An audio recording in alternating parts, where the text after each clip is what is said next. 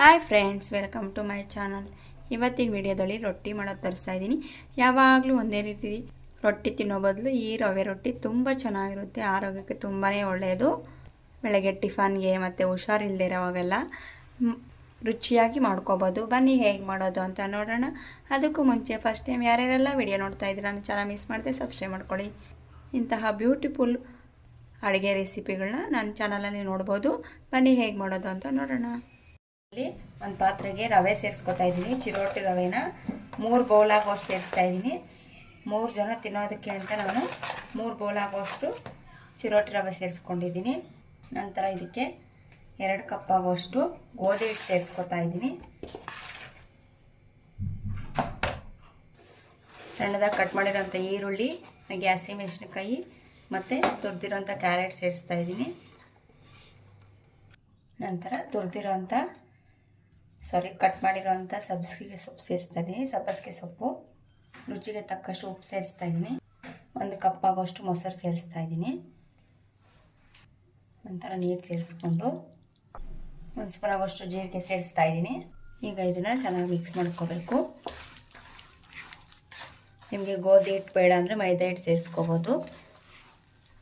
ಗೋಧಿ ಹಿಟ್ಟು ಅಥವಾ ಮೈದಾ ಹಿಟ್ಟು ಯಾವುದ್ರಲ್ಲಾದರೂ ಒಂದಾದರೂ ಸೇರಿಸಿದ್ರೇ ರೊಟ್ಟಿ ನಮಗೆ ಚೆನ್ನಾಗಿ ಬರೋದು. ಅದಕ್ಕೆ ಮತ್ತೆ ಸ್ವಲ್ಪ ನೀರು ಸೇರಿಸ್ಕೊಂಡು ಕಲಸೋವಾಗೆ ಸ್ವಲ್ಪ ನೀರಾಗಿ ಕಲಿಸ್ಕೋಬೇಕು. ಯಾಕಂದರೆ ರವೆ ಚೆನ್ನಾಗಿ ನೆಂದ ಮೇಲೆ ನಮಗೆ ಗಟ್ಟಿಯಾಗಿಬಿಡುತ್ತೆ.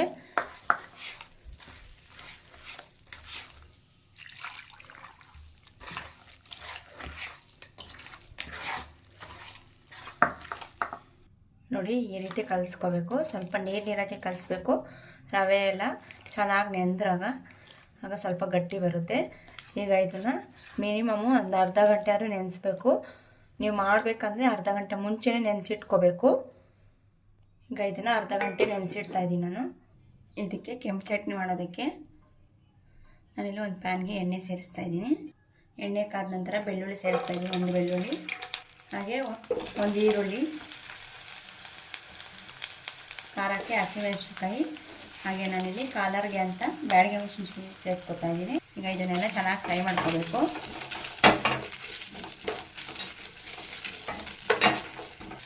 ತುರಿದಿರೋಂಥ ಕಟ್ ಮಾಡಿರೋಂಥ ಶುಂಠಿ ಸೇರಿಸ್ತಾ ಇದ್ದೀನಿ. ಸ್ವಲ್ಪ ಜೀರಿಗೆ ಸೇರಿಸ್ತಾ ಇದ್ದೀನಿ. ನಂತರ ಕಟ್ ಮಾಡಿರೋಂಥ 4 ಟೊಮೊಟೊ ಸೇರಿಸ್ಕೊಂಡಿದ್ದೀನಿ. ಇದನ್ನು ಚೆನ್ನಾಗಿ ಫ್ರೈ ಮಾಡ್ಕೋಬೇಕು. ರುಚಿಗೆ ತಕ್ಕಷ್ಟು ಉಪ್ಪು ಸೇರಿಸ್ತಾ ಇದ್ದೀನಿ. ಸ್ವಲ್ಪ ಪುದೀನ ಸೇರಿಸ್ಕೊಂಡು ಎಲ್ಲನೂ ಚೆನ್ನಾಗಿ ಫ್ರೈ ಮಾಡ್ಕೋಬೇಕು. ನಂತರ ಇದಕ್ಕೆ ಕರಿಬೇವು ಸೇರಿಸ್ತಾ ಇದ್ದೀನಿ.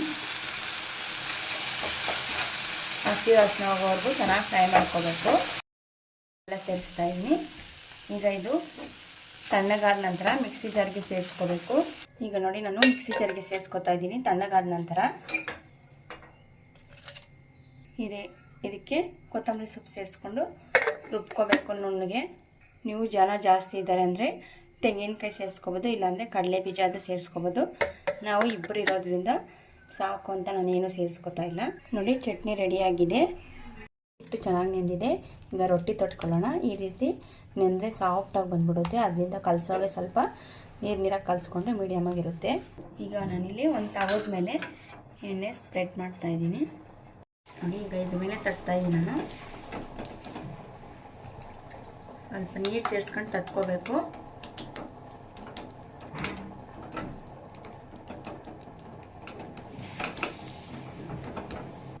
ನೀರು ಸೇರಿಸಿ ತಟ್ಕೊಳೋದ್ರಿಂದ ಸ್ವಲ್ಪ ತೆಳುವಾಗಿ ಬರುತ್ತೆ.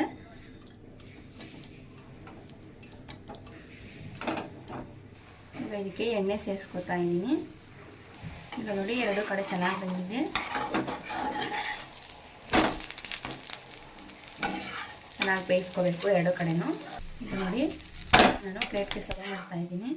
ಫ್ರೆಂಡ್ಸ್, ಕೆಂಪು ಚಟ್ನಿ ಮತ್ತು ರವೆ ರೊಟ್ಟಿ ರೆಡಿಯಾಗಿದೆ. ನೀವು ಸಹ ಟ್ರೈ ಮಾಡಿ. ಆರೋಗ್ಯಕರವಾದ ರವೆ ರೊಟ್ಟಿ.